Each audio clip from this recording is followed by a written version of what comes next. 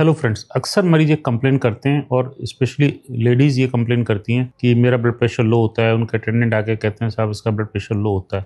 तो वास्तव में लो ब्लड प्रेशर होता क्या है? तो सामान्यतः अगर हम ब्लड प्रेशर की बात करें, नॉर्मल ब्लड प्रेशर जो माना जाता है 120/80 मिलीमीटर ऑफ मर्करी कॉलम होता है, जिसमें 120 सिस्टोलिक यानी जिसे आम भाषा में ऊपर का ब्लड प्रेशर कहते हैं, 80 ब्लड प्रेशर, 80 लोअर या डायस्टल ब्लड प्रेशर हमको कहते हैं। लेकिन कई बार ऐसा देखा गया है कि कुछ महिलाओं का, स्पेशली इंडियन फीमेल्स का ब्लड प्रेशर थोड़ा लोअर साइड रहता है। लोअर साइड का मतलब हुआ नॉर्मली 90 रह सकता है, नॉर्मली 80 तक रह सकता है सिस्टोलिक, और डायस्टोलिक कई बार 60-70 तक रह सकता है। तो अगर आपको कोई प्रॉब्लम नहीं है, अगर आपको कोई चक्कर नहीं आ रहे हैं, सिर में दर्द नहीं है और आपका ब्लड प्रेशर 90 आ रहा है, 80 सिस्टोलिक आ रहा है, तो इसको लो ब्लड प्रेशर नहीं कहा जाएगा।